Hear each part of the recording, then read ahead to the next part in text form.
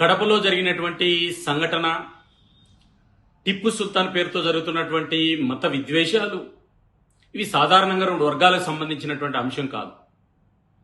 కడపలో సరిగ్గా 20 రోజుల క్రిందటే టిప్పు సుల్తాన్ పేరు మీద మేము సర్కిల్ ఏర్పాటు చేస్తామని, ప్రభుత్వం అనుమతి ఇవ్వకపోతే మేమే డిక్లేర్ చేస్తామని పెద్ద ఎత్తున సామాజిక మాధ్యమాల్లోన పత్రికా మీడియా సమావేశాల్లో కూడా చెప్పడం జరిగింది.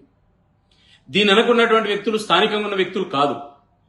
కొంతమంది కేరళ నుంచి ప్రోత్సహించేటువంటి HDPI, PFI సంబంధించినటువంటి కొన్ని నిషేధిత ఇస్లామిక్ సంస్థలు కొంతమంది అనామకు యువతను రెచ్చగొట్టి కడపలో జరిగినటువంటి యొక్క పోలీసుల మీద దాడి కానీ, కొంతమంది పోలీసులకు రక్త గాయాలు కానీ, లేదా ప్రభుత్వ ప్రైవేటు ఆస్తుల ధ్వంసం కానీ ఇవన్నీ కూడా గతంలో 2 సంవత్సరాల కిందట వైసీపీ ప్రభుత్వం అధికారులు ఉన్నప్పుడు ఆత్మకూరులో జరిగినటువంటి పోలీస్ స్టేషన్ మీద దాడి కానీ, పోలీస్ స్టేషన్ మీద పోలీసుల మీద తగలబెట్టినటువంటి వెహికల్స్ కానీ, లేదా పోలీసుల మీద పెద్ద ఎత్తున చేసినటువంటి అరాచకం కానీ, దాని తర్వాత కొంతమంది రాజకీయ నాయకులు ఈ కేసులన్నీ కూడా మాఫీ చేసినటువంటిది దుర్మార్గమైనటువంటి చర్యలు ఇవన్నీ కూడా గమనించమని చెప్పి నేను గుర్తు చేస్తున్నా.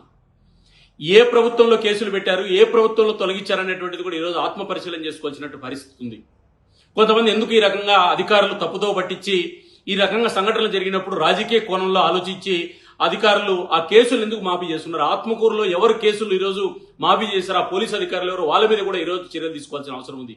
HDPI, PFI శిక్షణ ఇచ్చి పోలీస్ స్టేషన్ తగలబెడితే ఆ కేసులు మాఫీ చేస్తారా?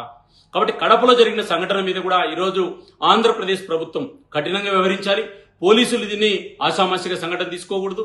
ఈరోజు పోలీసుల మీద దాడి కానీ, ప్రభుత్వం మీద దాడి చేసినటువంటి వ్యక్తి